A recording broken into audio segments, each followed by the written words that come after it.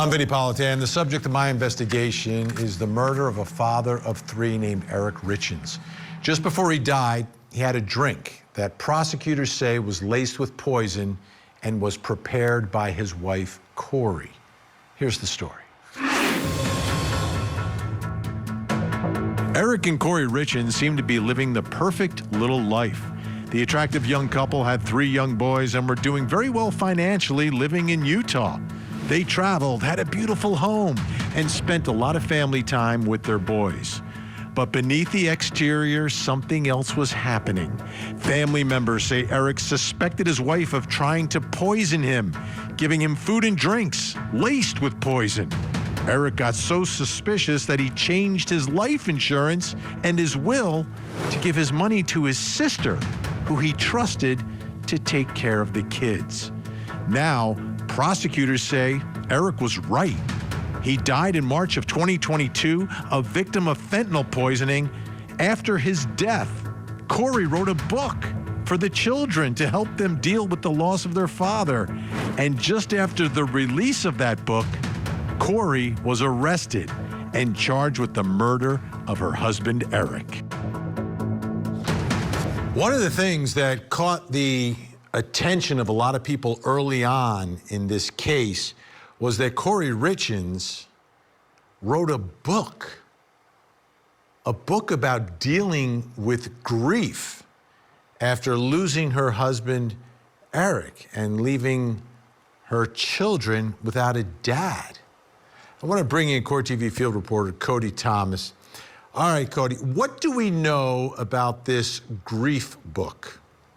Well, she wrote it a year after Eric's death, after her husband Eric's death, and she said she wrote it to help her sons cope with the loss of their father. So, Vinnie, Eric was found dead March of 2022. A year later, Kouri's book came out, right? It was self-published on Amazon and follows the story of a child who lost his father. It was supposed to help her and her boys, quote, on their way to healing. So here's what the foreword in the book says. It says, dedicated to my amazing husband and wonderful father. And then he goes on one page and says, quote, yes, I am with you as you walk the halls of the new school, making new friends, meeting new teachers. I will sit at your desk next to you, teaching you, pushing you to try harder, and giving you my love when you succeed. Now, Kouri Richins also appeared on the program out there in Utah called Good Morning Utah to promote her book. Take a listen to this. My husband passed away unexpectedly last year, so it's March 4th was a one-year anniversary for us, and he was 39. It completely took us all by shock. And we have three little boys, 10, 9, and 6. And, you know, my kids and I kind of wrote this book on the different emotions and grieving processes that we've experienced last year. So she does that, and then in May of 2023, 1 month after that TV appearance, Kouri Richins is arrested for Eric's murder. It's kind of crazy to think that the same woman who wrote that book about grieving her dead husband is now the one charged with his murder. Yeah, and I mean, everybody was like, wait, what's going on here? What? Unbelievable. Thanks, Cody. Cody's sticking around for the whole show. Let's get to that first question tonight in our investigation. And obviously it's about the book. Why did she write the book? What's going on here? Joining me, retired police commander, host of Gardens of Evil Inside the Zion Society Cult. Mike King is with us, and podcaster Roberta Glass, host of the Roberta Glass True Crime Report. Great to have you here as well. All right, we'll go ladies first. Mike, if you don't mind. Roberta, what are your thoughts? Absolutely. Yeah, I knew you'd agree. Why do you think she wrote this book? What's really going on here? Well, Vinnie, what we know about murderers is that they play the victim so well. So she could play the victim, she could control the narrative in the public domain and make herself look like a grieving widow, and that she was helping her children through grief, if she did what she's accused of doing, the grief that she sentenced her children to, a life sentence of grief. So it's a controlling the narrative. We also saw that in her walking the dog letter, which was a letter to her mother found in her jail cell hidden in a book where she's telling her relatives what to say. So very, very similar MO. Mike, Control the narrative, play the victim. Yeah, exactly. Mike, what are your thoughts here about why she wrote this book? Like, it's a year later, right? So the investigation's going on. It's a year later, and now she puts a book out, and then shortly thereafter, she gets arrested. Yeah, Vinnie, I've had quite a few thoughts on this, and I have to agree about the idea that it can help bring and remind people that she's a victim in the loss of her husband, and that she's this really good person because she's writing a book to help her kids get through the grief process. So on one hand, I want to give her the benefit of the doubt and say maybe she's doing it because it really is about the kids and about telling the story and helping the kids. But then we have to think about if the allegations are all true, and if they prove to be true, how much of it could be motivated by that ability to somehow make herself a victim, remind the public that she's a victim, and then the timing, if she felt like in any way that the heat was coming on, it could have been a preemptive strike to get things in place. You know, the other thing I keep thinking about, Vinnie, is I've been through this book writing process, and the first time you write a book, you got this thing in your mind that thinks you're going to make a lot of money out of it too. And it could have been financially driven. And you learn that pretty darn quick, don't you? Yeah, the world of books, it's a tough world. Even when you get on the bestsellers list, it's a tough world. And that's the thing. Do you agree, Roberta? Do you think at some point, because, you know, a big part of this case involves money, do you think that she thought, you know, this is a story. Maybe this is something I could actually profit off of? Absolutely. She would have gotten an immense feeling of power and control by profiting off of her murder in a book that makes her look like a victim and a caring mother. I mean, in reality, what caring mother would kill the father of her 3 children? So it's a very important way to control things and to profit off of it. Yeah. Now, her and her attorneys have issued a very loud statement proclaiming her innocence and looking forward to the opportunity to demonstrate that inside the courtroom. And this case is beginning next week right here on Court TV. Mike, in that TV interview, it struck me, what did you take away from that? The way her poise, her demeanor, because every time I see a defendant speak publicly like that, I think about, how would that translate inside of a courtroom?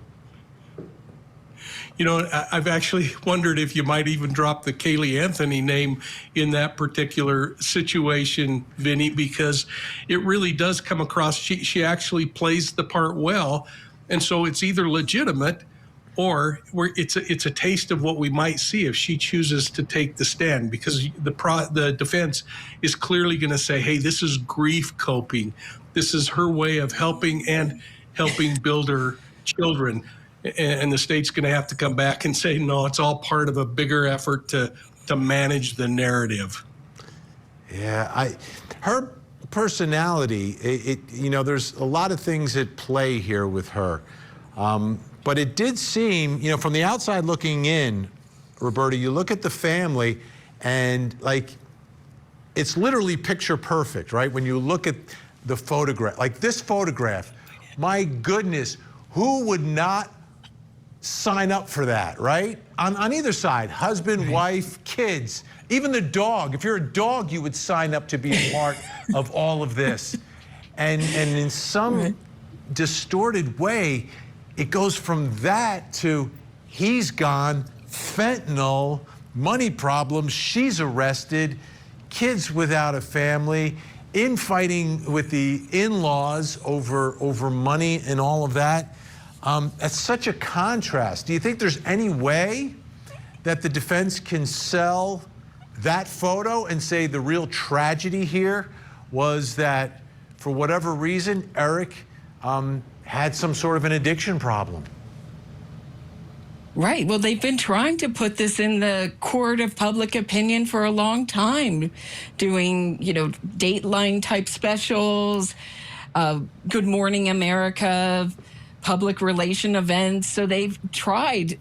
It made me laugh when I saw the statement from the defense saying that they want to play this out in court and not in the arena of the court of public opinion. But that's all they've been trying to do, is really craft the narrative in the court of public opinion to possibly taint the jury and gain sympathy with the larger public. Mike King, you live out there. Picture perfect. Take a look at your family. Like, amazing, right? Why? Yeah. I get that impression, like when I look at that photo, right, and I think of your state where all this is going to take place. I think there's like families like that everywhere, right? They got a whole bunch of kids, mom and dad, working hard, successful, but dedicated to one another. And I guess that's why I find these cases so shocking, that within this realm there can be some level, whichever side you're looking at it from, of dysfunction inside the home. Yeah, exactly, Vinnie. And I had a flashback of a dinner that you and I had just not many miles from where all of this occurred just a short time ago. And we were with our wives and we were talking about the value of family and how important it is. And that reminds me of discussions we've had where we've talked about the differences in the personas that people put on, this public view that we see in the photographs and the things that will be pitched. And then we start hearing about the private kind of sides of our lives, where we start doing some things, maybe showing the warts that only our spouse gets to see, but it's that secret side, if the state's correct, where the fentanyl's being ordered, where the drinks are being mixed, where the life insurance policies are being adjusted. All of that is going to be the thing that really needs to come out strongly if the state's going to be able to prove their case. All right, Mike and Roberta sticking around. Coming up next, how do they prove that Eric Richins didn't take the drugs willingly? The person who benefited the most from Eric being dead is the defendant. This is the story of the Richins. Eric, a father of 3, met an untimely end, and Kouri, his widow, wrote a children's book on grief. She's also charged now with his murder. He was faced with betrayal and terror. I know her innocence. Is their story a tragic romance? Or a twisted tale of grief? The truth will come out. The Grief Author Murder Trial. Live coverage begins Monday morning, 8/7 Central on Court TV. Please do not allow Kouri to take advantage and make a mockery of our justice and legal system anymore. She has done enough. Please do not allow Kouri to hurt Eric's memory, our family, friends, and community anymore. We have been through enough. Eric Richins' sister, and they've gone at it with Kouri, and there's, this real animosity, and for obvious reasons. She believes that Kouri murdered her brother and did it for money. And that became part of the story as all this was unraveling. But now it's really all about the murder trial. The money is involved, obviously, to some extent in terms of the motive and evidence in the case. But it's about whether or not Kouri Richins is the one who took Eric's life. Let's bring back in Cody Thomas. Cody, exactly how did Eric Richins die? Well, Vinnie, he died from a fentanyl overdose, and prosecutors say Kouri Richins is the one who spiked his drink with that drug. Now, in a hearing, a detective and a prosecutor gave insight into the alleged timeline of the crime and how Kouri allegedly poisoned Eric. Take a listen to what they had to say. She stated that the last time that she saw Eric alive was between 9:30 and 9:45 p.m. She stated that before going to bed, they had had a drink together to celebrate closing on a house for her business. And one of the children had a nightmare, and that the defendant got out of bed and went to be with that child in their bedroom. Around 3 a.m. when she woke, she stated she returned to her own bedroom, got into bed, and felt that Eric was cold to the touch. Based on the interviews that we conducted with those who knew Eric well, all stated that he did not use illicit drugs other than consuming THC gummies on occasion. She administered it with a lemon shot, where Eric Richins would throw it back all at once. She says that in her journal article, her journal note at Exhibit 49. And she learns that it takes a truckload of fentanyl to kill him. So, Vinny, we heard him there say a truckload of fentanyl. We heard him talk about the lemon drop, throwing it all back at one time. We learned from the autopsy report of Eric Richins that he had 5 times the lethal dosage of fentanyl in his system. So, a truckload, indeed. All right, thanks, Cody. All right, that brings us to the next question in our investigation, and it's an important one. It may be what this trial ends up being all about, which is how do they prove Eric Richins didn't take the drugs willingly, right? You die from a fentanyl poisoning. Could it be just you are taking some sort of drug, it ends up being laced with fentanyl, and tragically you die, versus someone spiking your drink? Still with me, retired police commander Mike King, joining me, trial attorney Matthew Barhoma. Matthew, what are your thoughts here? How are prosecutors going to attempt to prove that he didn't just take the drugs willingly? Like, I mean, unfortunately, it's a common story these days in the United States that people are taking drugs, unbeknownst to them, laced with fentanyl, a deadly amount, and they pass away. Yeah, you know, Vinny, that's going to be the prosecution's heaviest lift, okay? Utah's aggravated murder statute requires proof that Kouri administered the fentanyl, and it had to have done without his consent. I think there's a couple of ways they're going to try to prove this. Number one is the dose itself, okay? Eric had 5 times the lethal dose of fentanyl in his system. That's not recreational experimentation. That's execution level dosing. That's what the prosecution is going to argue. Another thing is that I think they're going to introduce her metadata. I think her metadata makes her out to be a liar. Okay, she says that she plugged in her phone and she was catering to the child because of his nightmare. But I think the metadata is going to show that she was looking up all kinds of information, such as what does dosing look like in an autopsy, and could rich people go to rich people jail? I think that kind of stuff is not going to bode well, and it's circumstantial, but I think it's going to bring the point home. Rich people jail, right? Unbelievable. All right, Mike, what are your thoughts here on how prosecutors overcome that? Because unfortunately, it's thousands, it's hundreds of thousands of lives we lose in our country every year to these fatal overdoses. Well, they've got to tackle this with a totality message and prove it the way that a lot of, I think, poisoning cases are proven, that we don't have to really read Eric's mind as much as we have to read the ingestion process that goes on. So already discussed, 5 times the amount that's needed in a dosage. If he were an abuser, he would know what the dosage is to use, I believe.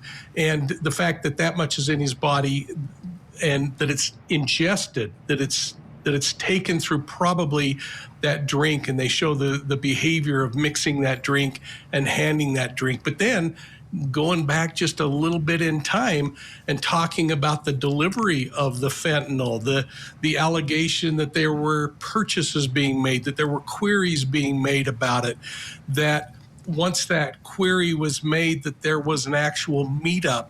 And I know there's some challenges around that distributor of the drug. But again, you bring all that together, and then, holy cow, you start introducing the other powerful circumstantial evidence about the financial issues, or the life insurance policy, or him expressing to family members that he's concerned that if something happens to him, that they look at his wife. I think that's how you prove this, Vinny. All right, Matthew, I want to flip it over now. You know, there's 2 sides to every case. It's a trial. Each side's good. How aggressive do you expect Kouri Richins and the defense team to be in trying to create the image for this jury that Eric had a drug problem? And how can they do that? aggressive, okay? I expect her to be very aggressive in her defense. Listen, I think that she's going to argue that she had no motive, they were celebrating, they had this happy life. She's gonna showboat the life that they had. And not only that, but she's going to try and sever that proximity between her and the fentanyl. She's going to try and say, look, he's used these drugs and he's experimented with these drugs. And on this night, without me even knowing, when I was catering to my children, he took the fentanyl. So she's going to try and separate herself between her and the fentanyl and him. Mike, do you think that she will be the one that takes the stand to give the inside look at what Eric Richins was going through? Like you were saying, the lives, behind closed doors.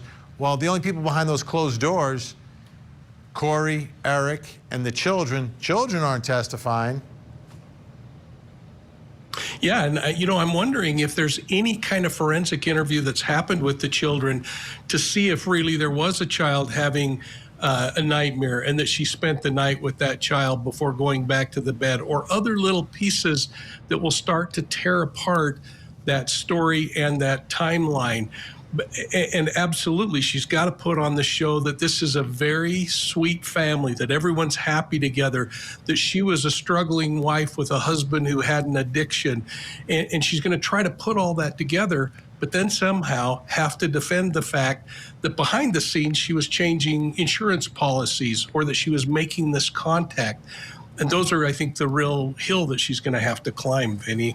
All right, this trial is going to have a little bit of everything, and we've still got more to go. But a big thanks to Mike King and Matthew Barhoma tonight. Really do appreciate it. Still to come. So what is the alleged motive?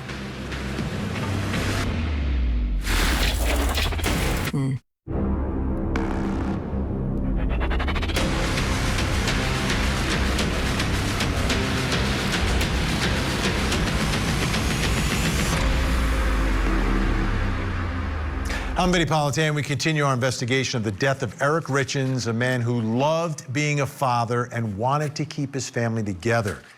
But he suspected that his wife wanted him dead. Then he died. Here's the story. Kouri Richins was working at Home Depot when she met her husband, Eric. Eric owned an extremely successful company and was doing very well financially. Eric and Kouri fell in love and started a family. They were raising 3 young boys when the marriage hit the rocks. There was tension over money connected to Kouri's struggling house flipping business and issues of infidelity. Things got so bad, Eric thought Kouri was trying to poison him.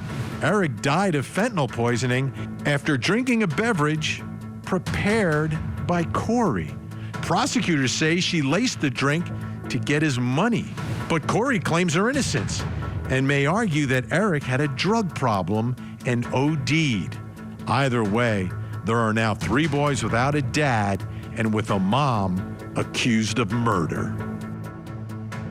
So in cases like this, I always try to understand what's going on, right? Like, when you have one spouse accused of murdering another one, there needs to be, I'm a former prosecutor, there needs to be some demonstrable drama taking place in the home. Either both sides know about it or one side knows about it. There's always something happening. So let's bring back in Cody Thomas. Cody, what was going on in Kouri Richins' life around the time here that Eric died? Well, Vinny, we know she had a handful of financial problems and issues. Now, we know she tried to start her real estate business, trying to start flipping houses a few years earlier from Eric's death.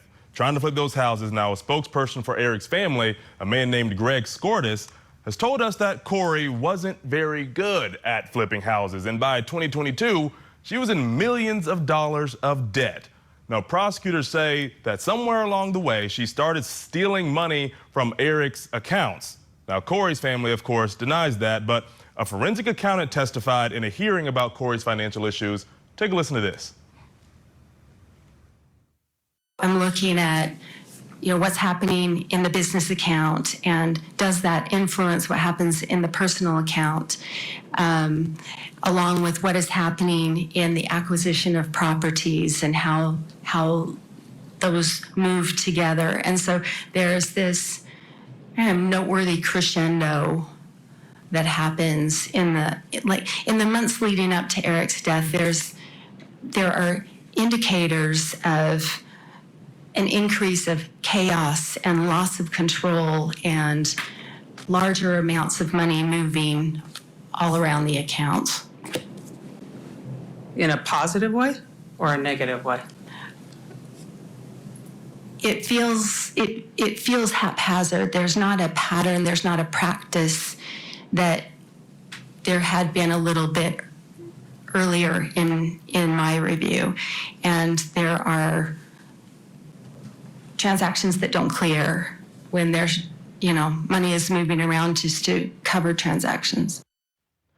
So financial problems, but also Kouri had herself a nice little boy toy on the side, and they were texting up until Eric Richins' death. Now, prosecutors say the text included this. It says, quote, on December 17th, 2021, the defendant told witness 8 that she felt stuck and trapped in her marriage, and it would be better if Eric Richins just died. Take a listen to one of our producers reading more of those messages. If I was divorced right now and asked you to marry me tomorrow, would you? I just want to lay on the couch and cuddle you, watch a murder documentary and snuggle. I want you today, every day, not just sexually, but physically, mentally. Every day when I wake up, I do want a future together. I do want you. Figure life out together. If you could just go away and you could just be here, life would be so perfect. I love you. I have a crazy dream. You quit your job, I divorce and come up with millions and millions. We buy Midway and live in the guest house and rent out the huge house as a big event center. $15,000 a day like they charge down the road. Maybe $12,000 to stay competitive, and we will just run the event center as our daily job and hang out every day, raise some kids, have a little farm. Deal? To me, you're worth millions a year. I'm honored to be your friend, best friend actually, lover, go-to. Life is gonna be different, I promise. You're one hell of a patient person. I hate your hard days. I wish I could be there to turn them around for you. Can I try Friday? Give me a few days. Hang in there until then, please. Love you. So, Vinnie, it's readily apparent that she had her hands full in a couple of different ways leading up to Eric's death. All right. Thank you, Cody. All right. So on the one hand, we've got money and infidelity. Brings us to the next question in our investigation. What is the alleged motive here? Is it one or the other? None of the above? All of the above? Joining me, criminal defense attorney, former district attorney Matthew Mangino, and still with us, podcaster Roberta Glass. All right, Matt, what do you think here? What are you thinking for motive? Well, this is a dream come true for a prosecutor. Have your choice. Pick whatever one you want. You have life insurance. You have mortgage fraud. You have a lover that jumped in here. You have huge debts, over $1 million worth of debt, and the idea that her husband, who she doesn't want, we heard the text, we've read the text, she doesn't want him around, she wants her lover, and if he's out of the way, on top of that, she comes into some money. So this is a dream for any prosecutor in terms of a motive. You don't really need a motive, as we all know, Vinnie, but in this case, you have your choice. You can pick from a whole assortment of reasons why she would want her husband dead. Roberta, what do you think actually allegedly pushed her to that point? I mean, we're talking about murder here. We're talking about taking the life of the father of your children, killing your spouse, putting everything on the line. What was it, allegedly, that pushed her there? Was it the money, the infidelity? What do you think? I think that he was no longer helpful to her. She had been caught stealing from him. She was having an affair. She was ready to dispose of him and go on and live her life. She was also looked up, according to prosecutors, fancy jails. So she knew that what are the prisons I will be sent to for the rich, the rich, the entitled of our society. So she was willing possibly to deal with the consequences, such as a life in prison. That's an amazing fact in all of this, Matthew. I don't know if we've ever come across that before. Someone allegedly, again, right? She says she didn't do any of this, but looking at acknowledging the risk. Like so many of these spousal murder cases, I don't think that computation is necessarily done by the defendant, right? Here, it seems like she is actually doing that computation. Well, I mean, I give her some credit because, she's looking at all the options here. I mean, most criminals think, hey, I'm about to commit the perfect crime. No one is ever going to suspect me. No one's ever going to come after me. I'm going to pull this off and no one's ever going to know it. And that's not the case here. I mean, she had to realize that the first person they were going to look at once her husband was dead was her, because she was the person who was going to gain by his death. And so she had at least acknowledged that and the idea that, hey, I'm going to do this, but I might not get away with it. So I need to look at the other potential options here, like what's it like to be in prison and what prison would I like to be in? She was so desperate and she wanted, no question, to carry this out. This wasn't something she did on a whim. I mean, she tried to kill him months earlier on Valentine's Day with a sandwich that went awry, and then she poisoned him. So this wasn't, a crime of passion. This isn't something she just lost her head and said, I'm at my wit's end, I got to get rid of him. This is something she planned, and she even planned for a bad outcome for herself. All right. Big thanks. Again, big case coming up. Matthew's going to stick around. Roberta Glass, thank you so much. Appreciate your time. Great to have you. Roberta Glass, True Crime Report. Check it out, folks. Coming up next, what does the walk the dog letter prove? I know her innocence, and that's all that matters. And it will come out. It's just time. In 2021, Dee Warner vanished without a trace. Dale Warner. He's accused of murdering his wife, Dee. Rumors of a troubled marriage spread throughout this small community. She had contemplated divorce several times. Now, after years of searching for Dee Warner, her remains are found on the couple's property. Sealed inside a welded shut storage tank. We're still going to fight to the end to see that she gets her justice.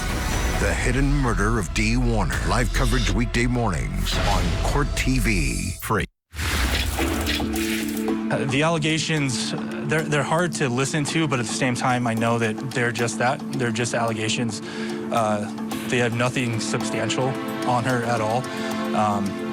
If and when this actually goes to trial, I have complete confidence that we have all of the proof to disprove everything that they're trying to claim.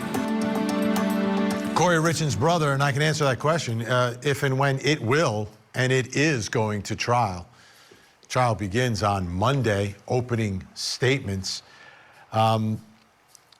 So this is an interesting case because she was arrested, but prosecutors have built their case and reportedly, or they believe, made it stronger since she's been locked up. And one of the reasons involves something that they confiscated from her. Let's get back to Court TV field reporter Cody Thomas. That thing they confiscated from her is the thing that we all refer to as the walk the dog letter. So can you walk us through the walk the dog letter, please? Well, the walk the dog letter is this letter that prosecutors say Kouri wrote behind bars to instruct her family on how to give false testimony. Now, this video here that we're looking at on our screens, it shows jail staff searching Kouri's jail cell. Now, we see them going through many different items and taking some out of the cell as well. And then we have another video, Vinny. Here, we see someone with the jail staff finding the letter. And we see this person holding it. Now, the letter was allegedly in this manila envelope here, addressed to her lawyer at the time, a woman named Sky Lazaro. Now, prosecutors say in the letter, Kouri is talking about what her attorney is trying to do and what Kouri wants her family to testify to regarding Eric getting fentanyl pills all on his own. Take a listen to one of our producers reading some of this Walk the Dog letter. She wants to link Eric getting the drugs and pills from Mexico, so we need some kind of connection. Her private investigator is doing some research on the ranch cartel place Eric would stay at. Here's what I'm thinking, but you have to talk to Ronnie. He would probably have to testify to this, but it's super short, not a lot to it. He will need to talk to Sky at the meeting next week. Upon information and belief, just like they say, a year prior to Eric's death, Ronnie was over watching football one Sunday, and Eric and Ronnie were chatting about Eric's Mexico trips. Eric told Ronnie he gets pain pills and fentanyl from Mexico from the workers on the ranch, but not to tell me because I would get mad because I always said he just gets high every night and won't help take care of kids. Ronnie should have texts from Eric talking about getting high as well. Eric told Ronnie he keeps them in an allergy pill bottle in his work truck so I wouldn't find them. Ronnie never told me about the conversation. Eric finally told me and asked if Carmen could get him some. Eric never wanted anyone to know he had an issue, especially get caught. He always wanted Kouri to go down for him. Reword this however he needs to make the point just to include it all. Walking the dog there, huh, Vinny? So that's what the prosecution says, this letter that is trying to instruct her family to give false testimony. But this is what Kouri's attorneys say. They say that the letter is this fictional mystery novel where Kouri ends up jumping bail going to Mexico, right? Her brother, Ronnie Darden, has stated firmly that he believes this letter is fictitious. Take a listen to this. What do you have to say about the letter that the state's really going after? I think they're going after that pretty hard. I don't really have that much to say about it.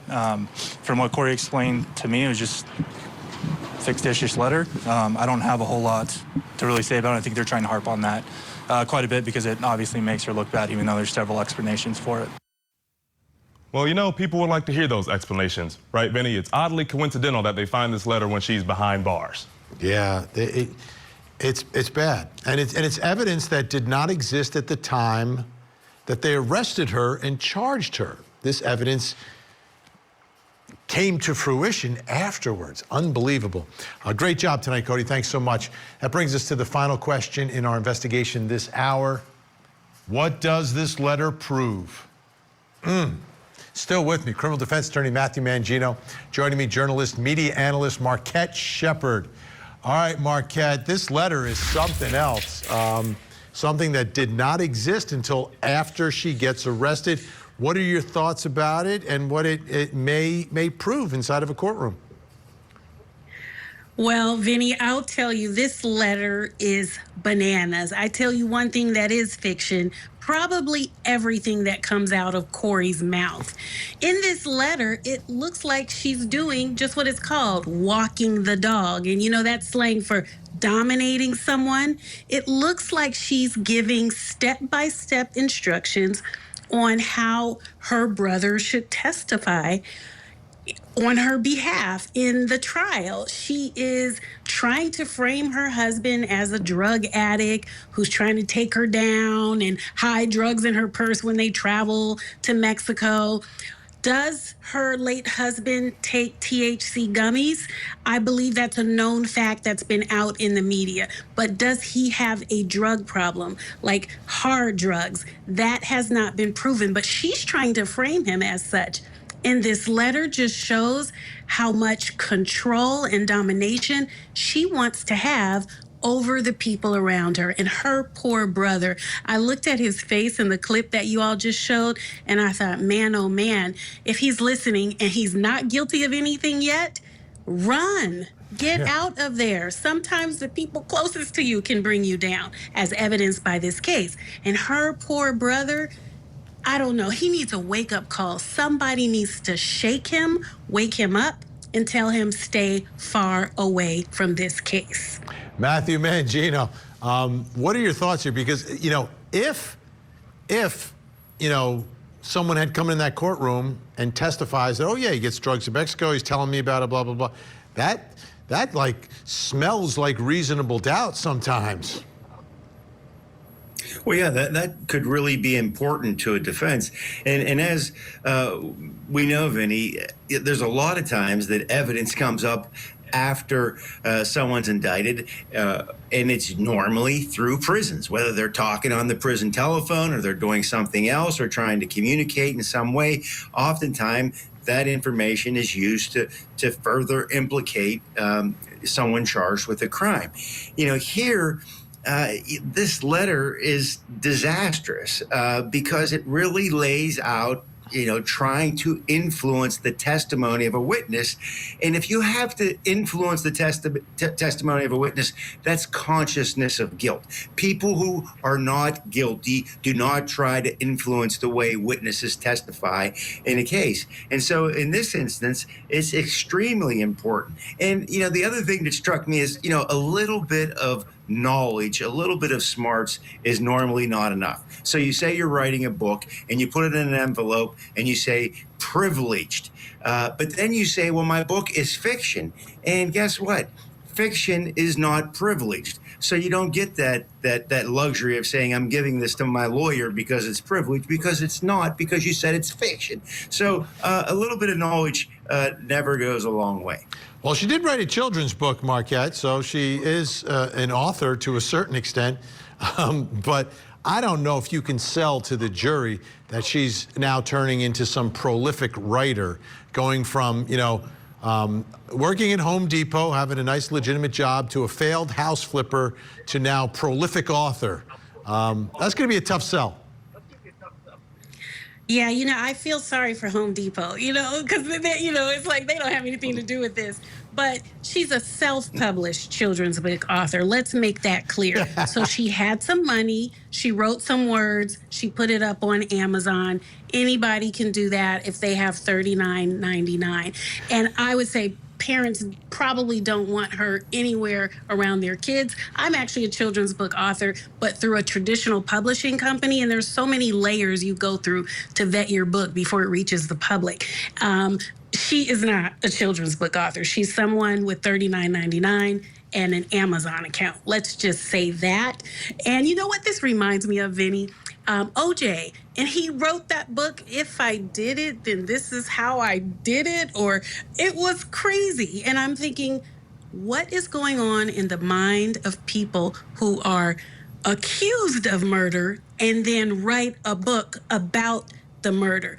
Make it make sense, because I know, as someone not involved in any of this stuff, just as a journalist who reads about stories like this, something's a little off with someone who writes about tragedy. I would expect a mother of three who just lost her husband to be reading books about how to get over the loss of a loved one, or something about healing, or we are out of time for tonight, Marquette, but always great to have you. Matthew Mangino, great to see you as well. Thanks so much. Fasten your seatbelts, folks. This trial begins Monday. Kouri Richins and her team have loudly proclaimed her innocence and say they are looking forward to this trial. This is going to be a battle, but in the end, all we can hope for is that the truth comes out inside that courtroom. I'm Vinnie Politan. We'll keep digging for answers as the investigation continues.